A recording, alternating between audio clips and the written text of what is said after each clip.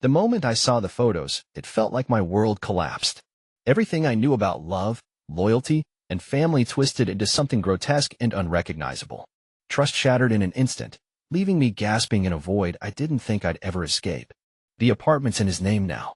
My friend's voice echoed like a distant, surreal dream as I sat on the bus, the city lights turning into blurs of color on the window. My stomach twisted sickeningly, and I clutched the metal pole with clammy fingers. That apartment. I'd toiled for years, saved every possible cent, just to give my parents security, a haven. It was my silent gratitude, my way to honor their endless sacrifices. But why would they choose him over everything we shared? Questions hammered my brain, each heavier than the last. My mind latched onto a sliver of hope. This must be a misunderstanding. Surely, they hadn't just handed over everything to my brother without a word. I needed to know why. There had to be an explanation. It felt impossible that they wouldn't have one. The sun was just a faint glow breaking against the horizon as I pulled up to my parents' small, aging house. It stood there, unchanged from my childhood, an echo of better times. I sat in the car for what felt like eternity, my hands gripping the steering wheel as if it was all that tethered me to reality. Each breath was deliberate, drawn out with effort, trying to keep the whirlwind of emotions from consuming me before I stepped inside. I needed to hold onto that thin thread of composure, just for a little longer. The front door creaked open with the same familiar whine it had since I was a kid sneaking in past curfew. My mother was already in the kitchen. Her hair was pulled back in the careless ponytail she always wore on early mornings, and she had her hands wrapped around a steaming mug as if it could somehow shield her from whatever was about to unfold. The room smelled of freshly brewed coffee and toast. It was sickeningly normal given the past 24 hours that had upended everything I thought I knew. The betrayal sat heavy in my chest, a lead weight that wouldn't allow me to fully inhale. My father appeared from behind the newspaper, the usual furrow etched in his brow as he acknowledged me with a tilt of his head. Every movement seemed too deliberate, too paced, as if they were trying not to betray their anxiety. I opened my mouth to speak, but found no words. What do you say when nothing makes sense anymore? Dad. Mom. My voice sounded foreign, hollowed out by the sleepless night. They both turned to me, my father arching an eyebrow. His silence goaded me, urging me to speak, and finally, my restraint snapped. I need to know the truth. Why didn't you tell me? Their eyes met for a brief moment across the worn kitchen table, a silent conversation passing between them that I couldn't decode. My stomach twisted as a wave of nausea hit me, and the room seemed to tilt just slightly, throwing the world off kilter. My mother's voice broke like brittle glass, her composure shattering as she lowered the mug to the table with trembling hands. We thought it was for the best. The word best hung in the air like a bitter aftertaste. Best for whom? I demanded, the sharpness cutting through their vague placations. My father's eyes, usually so confident and clear, clouded over. One part of me begged for an explanation, another recoiled, afraid of what more truths might emerge from their mouths. The pain in my mother's eyes couldn't compete with the stinging edge of betrayal festering inside me. At that moment, I craved understanding, something to anchor me amidst the chaos. But all I felt was a chasm opening between us, deeper and darker than any I'd ever imagined. They stood there, my father silent, my mother broken, and both out of reach. I turned away, retreating into myself, trying to grasp any fleeting sense of security. But all that remained was the bitter knowledge that everything had changed, yet nothing had shifted. The air thickened as I stepped through the door, immediately sensing the shift in atmosphere. It was a gallery of tension, every corner painted with unsaid words. The walls, once echoing laughter and the mundane warmth of family life, now imprisoned us in an uneasy quartet. My parents sat rigidly on the sofa, intertwined with an absence of everyday noise, no TV, no clock ticking, just the heartbeat in my ears like a distant drumbeat heralding conflict. Our eyes met across the living room, a battlefield of unsaid words, as if my father's neutrality could somehow cool the fire raging inside me. My mother shifted slightly, a rustle of fabric disrupting the silence. Still, no one spoke, and the anticipation hung there, an uninvited guest in our home. They had dropped a bombshell, and I was expected to simply step around the crater left behind. Why was it him? I finally broke the silence, my voice trembling under the weight of my own disbelief. I could almost see the words solidify in the air before they fell, shattering between us. My father sighed, a long, drawn-out exhalation, as though his lungs were compressing the air of countless conversations they might have had without me. We thought it was the best choice, he said, his words cautious and deliberate, probing for stability on uncertain ground. Best for who? I pressed, my tone sharper than intended. My heart was sprinting now, the heat of betrayal coursing through me like wildfire. I could feel my nails digging into my palms, the skin indenting with white pressure points, trying to anchor myself to the moment, to the question at hand. It's complicated, my mother interjected, her voice carrying a silent plea for understanding. She met my gaze, her eyes a tumult of guilt and determination. A part of me ached to reach out, to bridge this chasm with tenderness, but the other part, the part that felt hollowed by hurt, refused. A gift like that, you don't just decide it's not mine anymore, I insisted, my voice echoing the raw indignation of something sacred being snatched away. Words hung between us like an unfinished sentence, begging for resolution in a room that knew none. Things changed, and we had to consider. My father's voice trailed off, his hands gesturing in half-hearted circles, unable to complete the thought. Did they change? Or did you? I countered, the accusation sinking in like a stone dropped into deep water. My mother opened her mouth to speak, but no words came. Instead, a tear trickled down her cheek, a solitary path of emotion cutting through her composure. I turned away slightly, unable to bear the betrayal etched on their faces, wondering if it mirrored my own. And there we stood, locked in a standoff of love and disappointment, a family splintered under the weight of divided loyalties.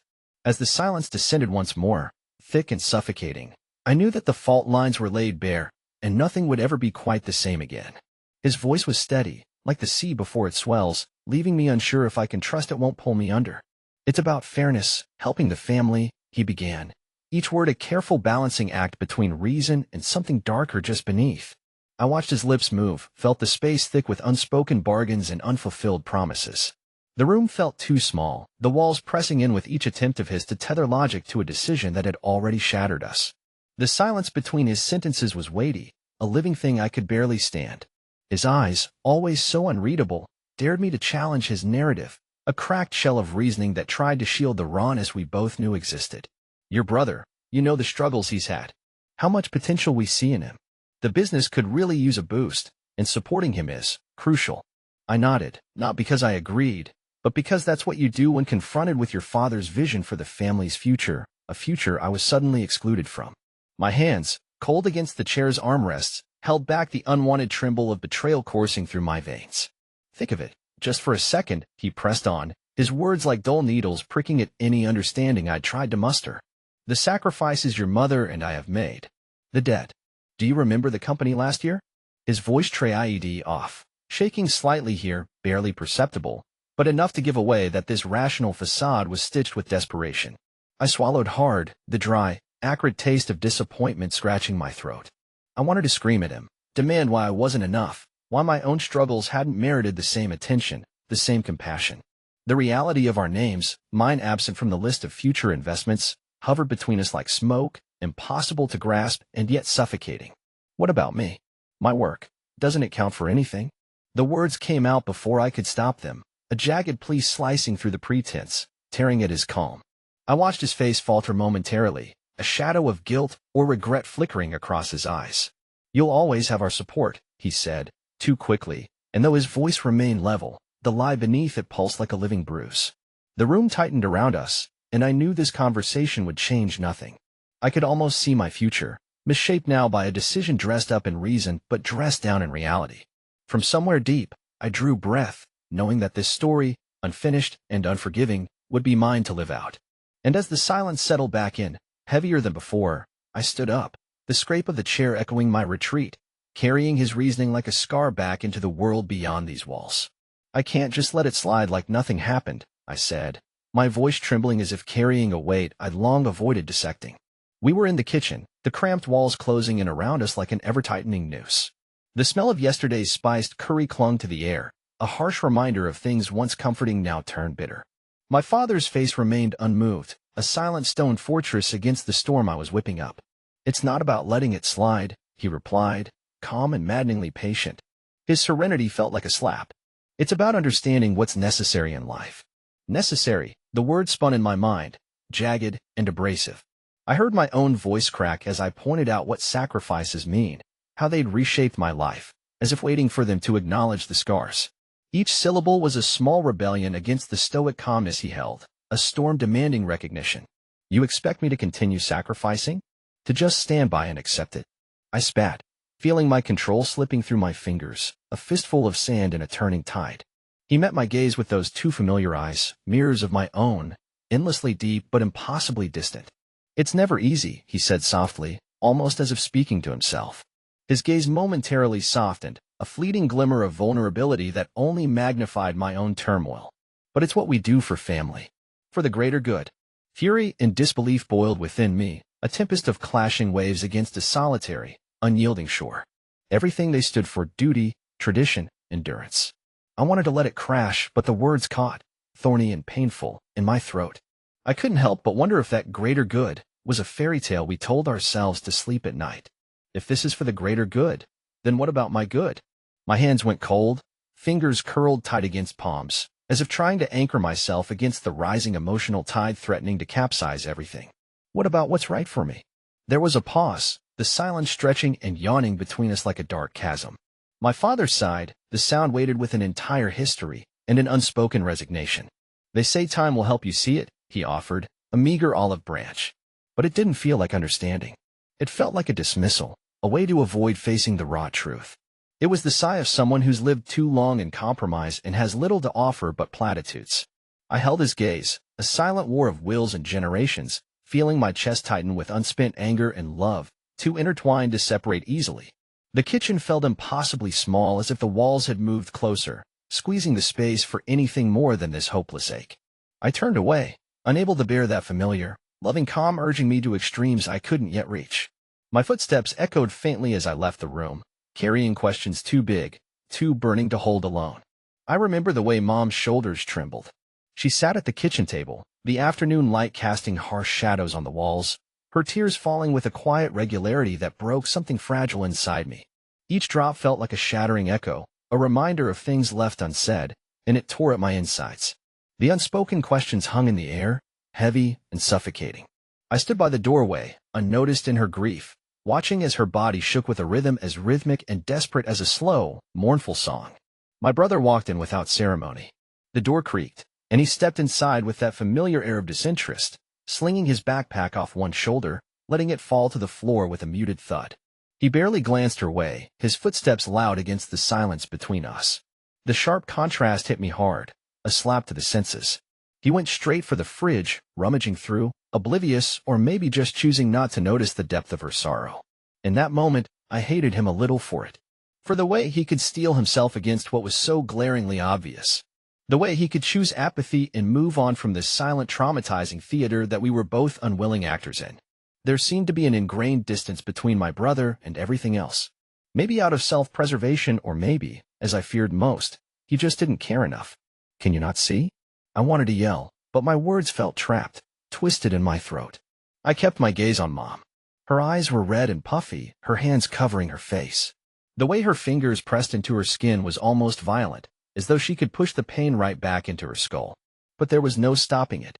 Her tears slipped silently, carrying the weight of 1,000 unvoiced apologies. They were echoes of a love so fraught with guilt, it was almost unrecognizable. Silence stretched between the three of us, a chasm that hinted at unspoken confessions and misunderstood intentions.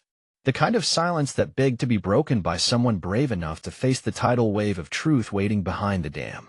My brother finally looked up, holding a soda can. His casual glance turned into something slightly softer as he caught the trembling form of our mother. And for a fleeting second, I saw a flicker of something on his face that could have been guilt or perhaps a shadow of understanding. But just like that, it was gone, replaced by that unreadable teenage scorn.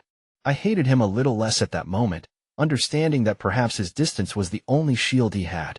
But still, the divide between us sat there, solid and looming.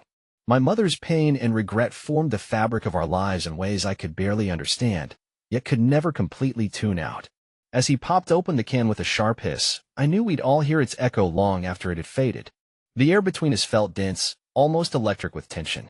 I could taste the bitterness, sour and acrid at the back of my throat, as my gaze locked onto him across the dimly lit room. My brother leaned casually against the wall, arms crossed, the very picture of nonchalance. But it was the smirk on his face, infuriatingly composed, that sent a rush of heat through me, an involuntary flare of anger rippling over my skin like wildfire. "Nice to see you still think you're the hero in your own story," I shot at him, my voice barely steady. The words hung heavy in the air, weighted with years of bitterness and resentment. I could feel my heart pounding furiously against my chest, each beat underscoring the ticking silence that followed. He chuckled, a sound that seemed to twist the knife deeper, the echo resonating painfully in my ears. All I'm saying is, maybe it's time to stop blaming everyone else. His words burned like acid, sizzling beneath the surface of my skin. My fingers curled into fists at my sides, nails digging into my palms, grounding me against the swell of emotion threatening to overflow. I felt exposed, a raw nerve laid bare, and his nonchalant demeanor only stoked the embers of betrayal that simmered beneath every exchanged glance. "You didn't live my life," I snapped, voice shaking now, the veneer of calm slipping away as old wounds resurfaced, jagged and unhealed. "You never saw how it felt, always standing in your shadow, never good enough." His eyes met mine, and for a fleeting second, I thought I glimpsed something, regret, perhaps, or understanding. But it vanished as quickly as it had appeared, leaving only the smirk as a mask between us. "Life isn't a competition," he said, his tone maddeningly reasonable, as if he was delivering a lecture from some higher moral ground. But all I could see was arrogance disguised as wisdom, and the injustice of it all took my breath away.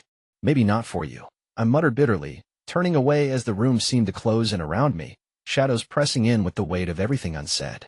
The feud, the incessant rivalry, the persistent favoritism, it loomed large, an indelible stain on our shared history. The silence stretched, taut with unspoken truths and shattered dreams. Then his voice cut through the tension, softer this time but no less infuriating. "We can keep doing this forever, or we can try to be better." I wanted to scream at him, to hurl every pent-up resentment and grievance. But instead, I stood there, feeling the tide of anger recede, replaced by a weariness that settled in my bones. His smirk was the match that ignited everything raw and unspoken, yet now, as the smoke cleared, I was left with the embers of a decision, no longer willing to play the role I'd been cast in. I walked through the front door, past whispers and regret, out into the cold dawn light, looking for clarity in the dense fog of betrayal. Each step on the worn path felt heavy with the weight of unsaid truths, my breath forming ghostly puffs that vanished into nothingness, much like the certainty I thought I had. The frost bit at my hands, but it was a dulled, distant pain, nothing compared to the frigid ache inside. The sky, an endless stretch of gray, mirrored the confusion swirling within me. I needed distance. Space. Anything to draft some order from this emotional chaos. It was as if I had been clinging to a brittle branch over a ravine, and now that it snapped, I plummeted, the fall just beginning with no end in sight. I left behind the warmth of the house, the residue of voices rising like static in the back of my mind. Their echoes of betrayal and confusion lingered, each one like a needle tracing patterns of hurt across my skin. Yet, with every step into the crisp morning air, that noise dulled, replaced by the rhythmic crunch of frost beneath my feet. A bench appeared, lonely against the backdrop of barren trees and opaque sky.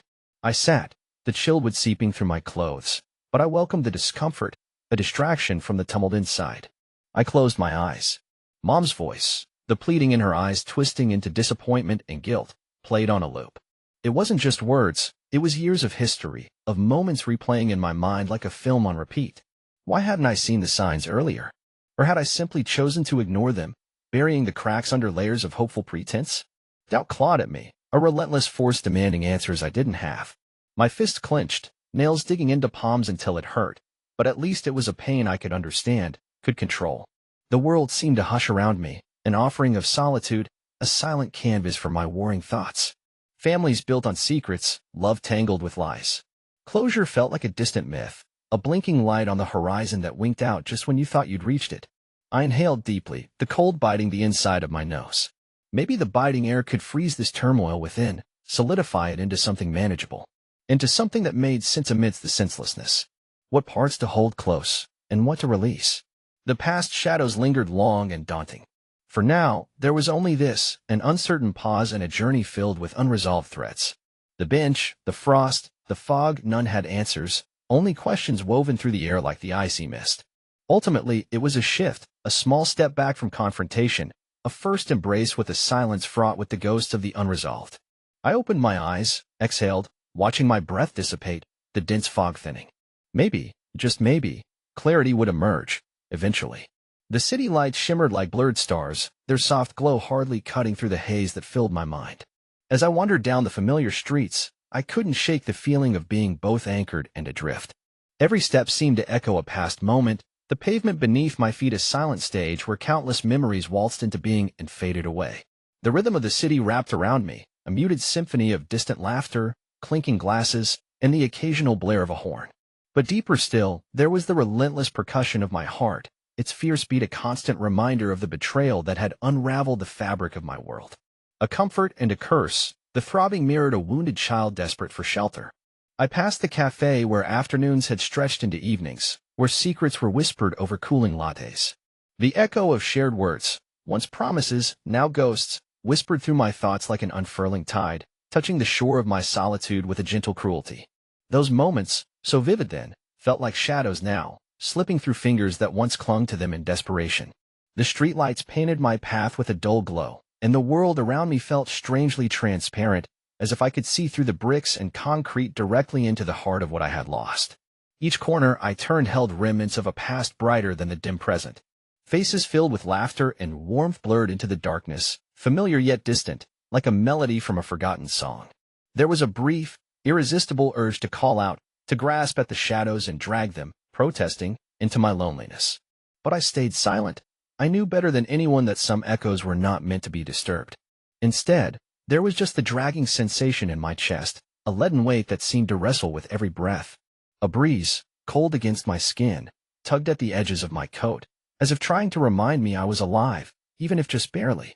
Overhead, the trees stood like silent sentinels, marking each block with their skeletal fingers, bare and unmoving against the dim sky. They had been there through everything, witnessing the unspooling of life's tangled yarn, and now they watched me again, unspeaking companions on this listless journey. As I reached the edge of the park, where streetlights surrendered to the dark embrace of night, I paused. Here, the memories felt less aggressive, less freighted with accusation. In the quiet solitude, surrounded by breaths of the earth itself, there was a tentative sense of peace. It wasn't forgiveness or closure, only the fleeting grace of a moment suspended in time.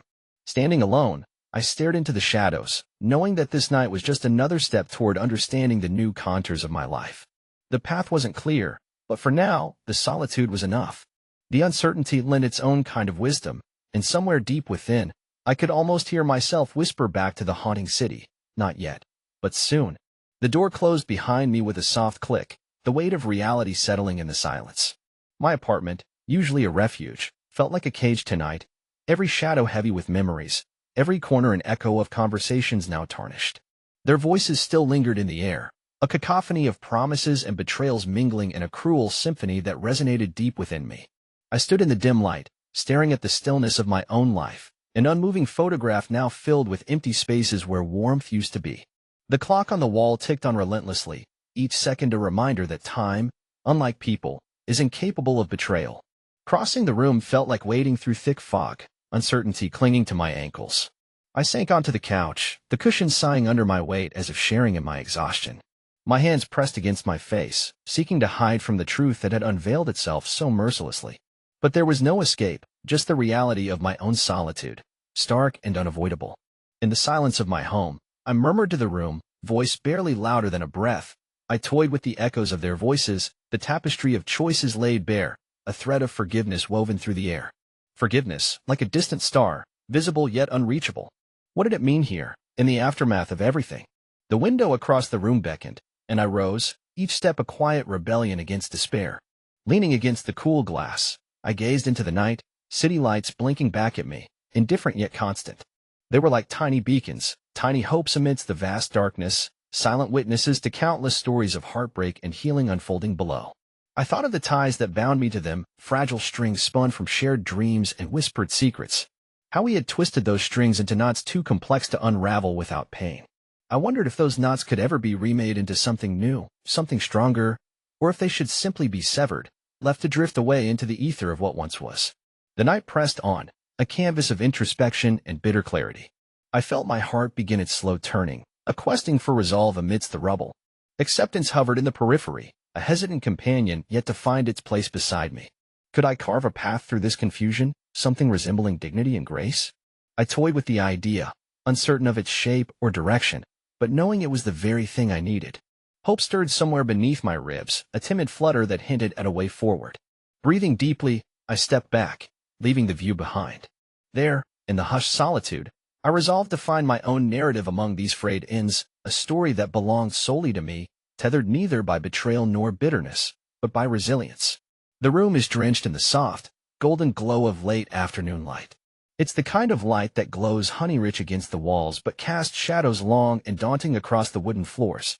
And I find myself there, sitting on the edge of the bed, fingers tracing intricate, meaningless patterns into the worn quilt beneath me. It's a way to ground myself, I suppose, feel something real and tactile in the midst of the swirling turmoil inside. I take a breath, deep and deliberate, feeling the way it stretches my lungs, fills them, before I let it go slowly, deliberately. It's been days of grappling with this, the betrayal sinking roots into places I didn't even know existed within me. But here I am, wrestling with an understanding that's fragile, like holding a soap bubble in trembling hands, afraid to pop it yet captivated by its iridescence. I look up, the room around me unchanged yet irrevocably altered by the knowledge that shifted everything. Each item, the pictures on the mantel, the books lining the shelves, they now hold a different story, a parallel narrative laced with trust unraveled and love questioned. Yet, for the first time in what feels like forever, there's a shaky kind of peace murmuring at the edges of my perception. It's in the quiet acceptance, maybe, that holding on to what was will never quite let me reach what might be. The betrayal is a part of me now, etched into the contours of my being, but it doesn't have to define the whole landscape. I'm trying to teach myself this, whispering it like a mantra every other thought, willing my heart to listen. The weight of it all is still there. I murmur to the quiet room, a faint echo against the walls. But it's lighter somehow, as if understanding itself could be the less-traveled path to healing. The words hang there, delicate yet potent, a verbal sketch of what I desperately hope to believe. With a will I didn't know I possessed, I stand, feet steady despite the quivering resolve within. This isn't over, not by a long shot. Each step echoes in the silence, a rhythmic reminder of the journey I'm just beginning, a path lined with uncertainty, riddled with memories now tinged bittersweet. But it's a path nonetheless, one that holds in its ambiguity the potential for something different. The house seems to breathe with me, an ally in this fight for fragile peace. I gaze out the window, watching the leaves dance in the evening breeze, caught in their own harmonies. There's something to be learned there, I think, in their dance, in their willingness to let the wind dictate, yet being beautiful in their own right no matter the storm. And for the first time in days, I think I can see beyond the next step. There's no clear view, no shining clarity ahead, but there's enough light to find the beginning of a bridge, one that may yet carry me to a place where hurt and love can coexist without tearing each other apart.